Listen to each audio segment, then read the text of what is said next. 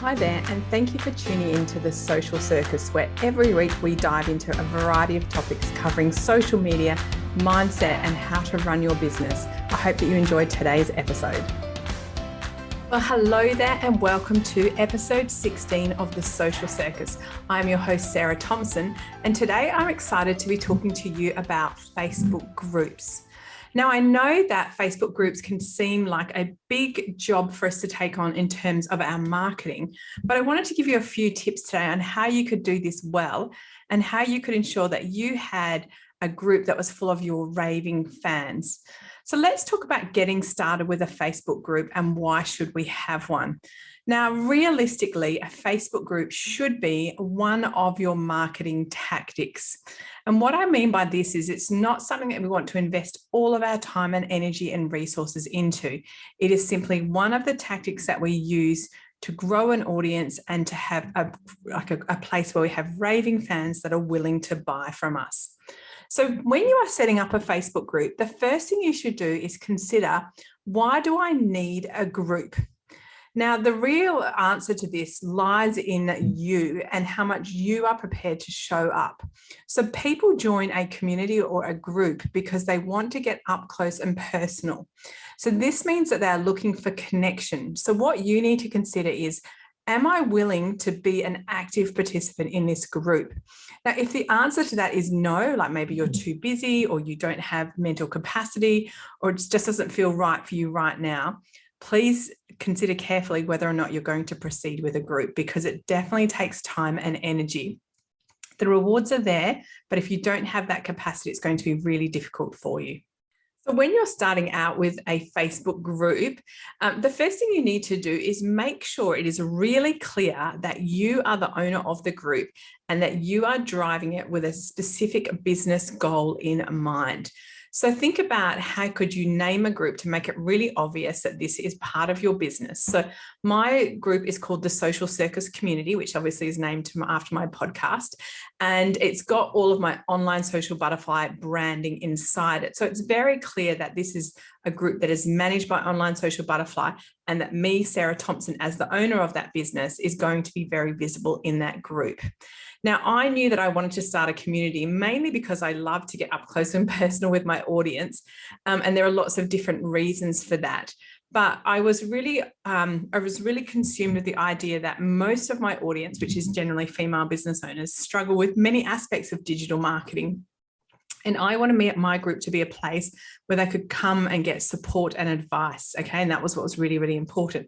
So when you're naming your group, think about your audience and think about why would they want to be a member of this and what value are they hoping to get from it, okay? And if you ask those questions first, understanding your why behind a group becomes much clearer. The why is never, I need more people to sell to, okay? If that is your why, you're going to bump up very quickly against a lot of resistance from your audience. You need to have a really warm audience who understand your value proposition and who think that you are great and will be willing to buy from you. So that know, like, and trust, which is intrinsic in our marketing, will come through when you have a very successful group. So keep that in mind. So here's what I want you to consider. If you're setting up a group, make sure it's obvious that it's attached to you and your business. I want you to give it a name that helps your audience understand, why am I joining this and what value am I going to get from it? So a couple of nice, simple steps for you to get started. Now, one of the most important things which I didn't do from the get-go, which annoys me, is that I didn't use my group entry as a list building activity. So let me explain what I mean by that. When someone joins your group, you should always have them answer some questions. Now, in this, you can ask them, I ask things like, do you have a business? Because if you don't, you're probably not going to find my group much value. I ask them to tick that they agree to my group's terms and my rules. And then I say to them, this is optional, not compulsory. And so the choice is yours. But if you were to ask me, I'd say make it optional. I have a question in there that says, all of my classes are free to attend, but if you would like to receive the recording and be the first to know of what's coming up, you must supply your email list to get on the inner circle list. So that's what I tell people. And I would say that about 70% of people who join my group supply their email address. So they go on a specific list, which means that they get all of the class recordings and they get an email every month to tell them what's coming up. So it gives them a really strong reason to give you your email address. So this is what we want to do. We want to have multiple touch points with our audience. So a group is one of them. Email marketing is another. So we just keep having multiple touch points, and don't be afraid of that, because I know that some people touch me across about 6 different platforms, and that's great because they're getting my message nice and clear. So once you've set up a group, there are a few different ways in which you can run it. And remember, it is your group and the choice is yours. The other good thing about running a group is that you don't have to commit to it forever and a day. You can simply try things out, have a little bit of fun, see what your audience likes. What I would recommend that you do as a really great starting point is I always, once a week when I welcome new members, I always do a welcome post. And I let them know a little bit about me. So like, this is me, this is how you can work with me. Here's the rules of the group. And then I say, please introduce yourself and share your Facebook page, okay? Or please introduce yourself and share something. So getting people to introduce themselves creates that community connection. So I would recommend you did a welcome post. If you do it once a week, Facebook allows you to tag all the new members that have joined in the last 7 days. So that feels like a nice cycle to do that. And I try and be disciplined and do that every Wednesday in my group so that I can welcome new members. I might let them in more often, but I only welcome them once a week. And welcoming people and acknowledging them makes them feel like they are instantly part of your tribe and part of your audience. And it's really nice because people will share, not everyone will reply, but some people will share a nice amount and you can start to interact with people. So that welcome post is a lovely way in which to start. I would also recommend that you filled out all the details about your group. So you filled out your group rules, you filled out like a pinned post that has kind of like what they can expect, I guess, and a little bit about how they can work with you. And I always have that as a pinned announcement in my group. The other thing you want to do is you want to be the one who is always driving content in the group. And what I mean by that is that if you write something or you have a daily theme, for example, what you really want is for people to comment on your posts. So if, for example, I have a Follow Friday in my group and people can follow like their Facebook page or their Instagram, that kind of thing. But people can't simply go and post randomly. They have to comment on my post. And there are several really good reasons to always lead with your post and get people to comment on it. The first is that it ensures that if I write something and then someone else writes something immediately after, my post doesn't get lost, which as a group member can be really frustrating. If I've got like a put up your offer today, it's, I don't know, promo yourself Wednesday or something, and people just start to put posts, my post could disappear and not get seen at all, and I don't get any of that visibility. So by making people comment on your post, you're ensuring that everyone gets an equal airtime, I guess is what I'm trying to comment, an equal space in terms of whatever it is you're promoting at that time. The other thing we want to do with us writing a post and people commenting on it is we're actually training the algorithm. So what the algorithm is always looking for is looking for posts that get engagement, that people enjoy seeing. So if you as the admin of the group always create a post and it always gets lots of interaction like comments and likes and things, it is telling the algorithm, this person creates interesting content that people always comment on. Therefore, whenever she creates a post, I'm going to make sure it gets pushed out to lots of group members. Now, you want to be doing this because you do want to sell in your group and you do want to be able to create offers. But if you haven't been leading the way with interesting content, the algorithm is not going to see you as interesting and not many of your group members are going to see it. So remember, we want to make sure we write a post and people comment and respond to it, A, to help them get their visibility, but B, for us to train the algorithm as well. Now, when it comes to content in your group, there are lots of different strategies around this that you can try out and see how you go with. But what I want you to consider is, how would you like to run this? Remember, you own this group and you get to run it how you would like to. So try not to commit to having a theme for every single day. And I do see these. And remember, your audience is going to show you really quickly what they are interested in.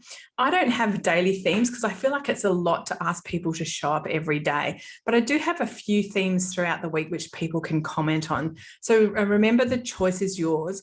But you want to kind of test things out to see how people respond to it and to see what engagement and interaction you're getting from it. One of the things that I love most about Facebook groups is the ability to create polls. Now, polls are really, really quick and simple, and it gets your audience interacting with your content, but it's also free market research. So what we want to know is, what are people interested in? What are they hoping to get from your group? So you can run polls and just say, I'm thinking of introducing a theme day where everyone can write a promotion. Who would like this and how would you like it done? Would you like me to structure it for around maybe Mother's Day, Easter, those kind of things? Or would you like one once a week? Or what would you like to do? So get some feedback on that and then make sure you listen to their feedback and you take it on board. You can do simple engagement posts, which we know work really well.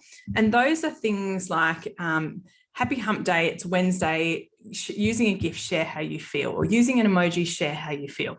Those very low effort kind of posts will always get you engagement. It's when we actually ask people to answer questions that we can expect our engagement to go down a little bit. But remember, your audience is there for a reason. So make sure you deliver on that. So with that in mind, you can create very successful groups that are full and primed from people who want to buy from you. But you must show up and give great value. So in my Facebook group, I've tried a few different things over the years, and here's some things I've had really strong success with. So with my content, because I create content regularly, things like my podcast and my blog and my videos from YouTube get shared regularly into my group. I'm not creating new content that's not already going out on my other socials, but my group is seeing constantly that I share and give lots of good value. So remember, things like podcasts, blogs, and videos are always a way to demonstrate your expertise and how you give value. So keep that in mind. The other thing you might want to consider is running free groups or free classes.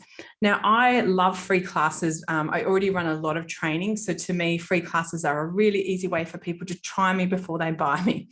And I run these every month, mainly because there's so much that I can teach. And I think sometimes it's easier just to have a free class. But you could maybe just do one a month if you like. Again, remember to consult your audience and see what they might be interested in. You could say, hey, I'm thinking about running a free class once a month. What would you be interested in seeing? So give them those choices and ask for their feedback. The other great things to do are to do lives in your group. Now, I do a live in my group almost every week. And to be fair, I don't really do lives anywhere else, mainly a capacity issue more than anything else. But what I do is I show up regularly. So my audience knows that I do a live on I think at the moment it's a Tuesday at 9 a.m. So they know to expect me to pop in there and do this live, which is really, really helpful. So having a think about how you can show up. And I show up and do a live in a very unstructured way. I just kind of give people a, hey, how you going? Here's some tips. Share what's going on in my business. I often share what's going on with my coaching clients in a very non-specific way. And because what I tend to find is a lot of people have similar challenges. And what I want to do is help resonate with other people, because when we run a business on our own, we often think we're the only ones struggling with a specific problem. So I like to share what I'm hearing, like sort of like the voice of the people, what's going on at the moment. I love doing that kind of thing. So my lives are very unstructured, informal. I can pop in and out in a few minutes, or I might be there for 20 minutes. It's really up to what my audience wants me to do. Very, very simple to keep that in mind. The other thing you might like to consider is if you would like to offer little breakout rooms in your group and offer little free mini training. I've got a friend who runs in her group a monthly mini mastermind. And again, it's the same idea as a free training, because she's a business coach. What people are getting to do is try her before they buy her. So it's in a group setting and she only does 1 hour a month, but it's really, really valuable because people can get an insight into her coaching techniques. So these work really, really well. So free classes, like mini masterminds, lives, all great in which you can show up. Sharing other types of content you created are also valuable. The other thing you might like to try out is challenges. Now, challenges are something that I've done a lot of over the last couple of years, and they can be really, really fun if you give people plenty of notice to show up. So I've run like content challenges, I've run Canva challenges, I've run Instagram challenges, all sorts of different challenges. I typically run them over 5 days because my audience are working ladies running their own business. So I want to get in that Monday to Friday. And again, I put the content in the group, but if people want the recordings, they have to, again, supply their email address to get access to that. So there are lots of things you can do to engage your audience. But what I want to be really, really clear about is if you do not do these things and you don't show up, you're not personally present in your group, it is going to be very hard for you to sell. So you want to make sure you're visible and that you're giving value to your audience. And then when it comes to selling, it's going to be really easy for you to do that. So remember, if you're connected with your audience through your groups, you're going to hear what they've got to say. So please don't waste this opportunity for invaluable market research. I even ask my audience, I say to them, oh, I'm thinking of having a sale for the end of financial year. Which one of my courses would you like to buy on sale? And then I do a little poll and I ask them. And then when I make the sale, I say, I got you all to vote, and the resounding result was you wanted this course on sale. So guess what? It's on a flash 48-hour sale just for you all, just in the group. So remember, you need to listen to people and you need to acknowledge that you have listened to them because then they feel valued. So the other thing that I do quite regularly is I offer exclusive promotions through my group. Now, this is really, really important because it makes them feel special. And if we want our audience to enjoy showing up there, they want to feel special. So I will offer like exclusive discounts. So I'll say, this is my end of financial year sale, but if you use this code, it's exclusive to my group members, you'll get an extra discount. And people love that. They love getting that extra discount. They like to be acknowledged and to be made to feel special. So remember, you can always sell through your group if you've shown up and given great value. But don't forget that it's nice to give people something that makes them feel special, whether that's a discount or an extra bonus or extra time, whatever it is, it's something that's exclusive to them. So, gosh, I've told you a lot today. Apologies, I've jam-packed today's episode with lots of tips. But here's the thing I want you to consider. A Facebook group is a wonderful addition to your marketing plan. It allows you to create an audience. It allows you to show up and give really good value. It allows you to get first-hand market research from your fans. And best of all, it creates a place where you can sell really comfortably because you have connected with these people. I want to finish by saying my Facebook group is my favorite place to hang out. I don't spend a lot of time on Facebook, but I love my group. And I have created it into something that I really enjoy. And I often have people say to me, it is their favorite place to hang out as well. So I know that I have hit the mark. However, I'm never afraid to shake things up. I'm never afraid to try something new. And if it doesn't work, it's not a failure, it's just a learning. But my group is where I get to be Sarah and I get to be very present with people. I would encourage you to think about if this is something that you would like to add to your business and to consider it carefully, because you don't want to just start a group without some sort of strategy in mind. So if you're going to have a group, make sure you have capacity to show up there regularly. I know that's something that's going to add a lot of success to your business if you do it well. So happy group growing, I guess I'd like to say. I do have, if you go to the show notes, a couple of links because I've got a course on growing your Facebook group, and I've got a couple of PDFs that you can check out as well. So thank you again for tuning into my podcast every week. I am so appreciative for all of you that my regular listeners, for those of you that send me messages on Insta to tell me you love it. I show up so often to create these things, and it feels sometimes like I'm talking out into the world, but I know that you are all enjoying it. So if you do enjoy my podcast, I'd like to ask a favor. If you could leave me a review, whether you're listening to me on Apple or Spotify, I would be really grateful. It always helps my podcast go well when people review it. And remember, if you enjoy the episode, to subscribe and make sure you never miss another episode. So thank you for tuning in again. Good luck with your Facebook group, and stay safe until I chat to you the same time next week. Thanks so much for tuning in to The Social Circus. As your host, Sarah Thompson, I am thrilled that you've chosen to spend your time hanging out with me. I would be so grateful if you could spare an extra moment to go and leave me a review on your favourite podcasting platform.